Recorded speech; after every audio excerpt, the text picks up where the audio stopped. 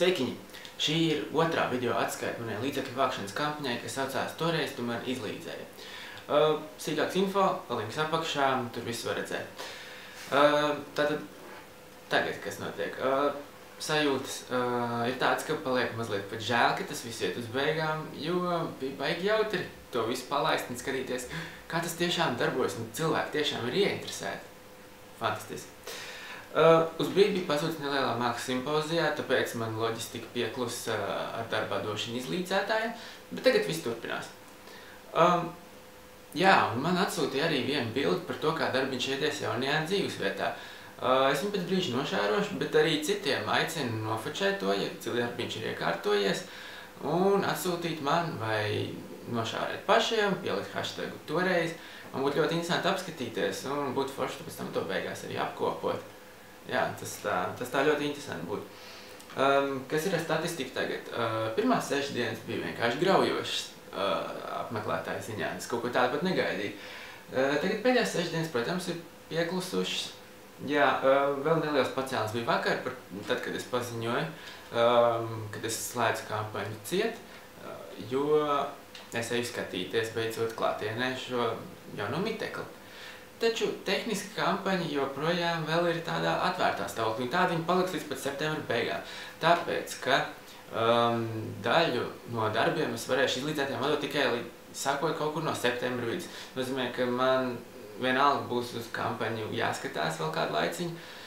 Un, jā, izmantojiet iespēju iegūt pēdējos 2 darbus, izmantojiet iespēju iegūt 2 bonusus. Starp citu, viens bonus, kas nosēdz busiņu, mazliet maina savu būtību, jo man ir viens izlīdzētājs, kas izlīdz ar busiņu, tāpēc tagad tas varētu izlīdzēt kaut kam citam. Tātad, es esmu apskatījis mitekli klātienē, taču darījums vēl noticēs, tāpēc kampaņa ir tā kā pabeigusies, tā kā nē. Tiem, kas tagad domā, kad viņi dabūs savus piecīšus, es jau rakstīju pēdējā rakstiskajā, kad tas notiek septembra un oktobra laikā, jo tā jau var vilkties mūžīgi, tāpēc es iedevu tā kā konkrētu laiku. Kas notika, kad es apskatījos? Tur ir izņemts ārā boilers. Tātad bonus pozīcija varētu daļai nosakt boileri. Jebkurā gadījumā piedāvājums joprojām ir interesants. Kāpēc nenotika darījums? Tāpēc, ka vēl nav apstiprināta cena.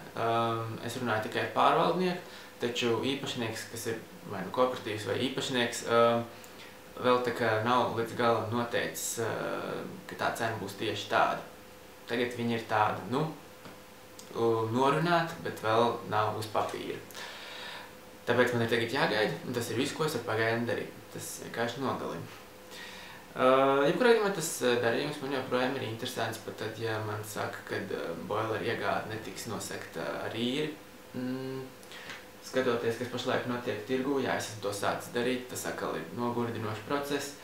Man joprojām šī lieta ir interesanta. Jā, tātad kas no manis turpmāk vēl sagaidāms? Apstiprinājums, ka es kaut kur ievācos. Tas jebkurā gadījumā notiek. Aicinājums uz sālsmaizi, protams, VIP sālsmaizi izlīdzētājiem, un beigās tāda smuka apkopojoša filmiņa tur ar cipariņiem, grafikiem. Jā, un tiekās.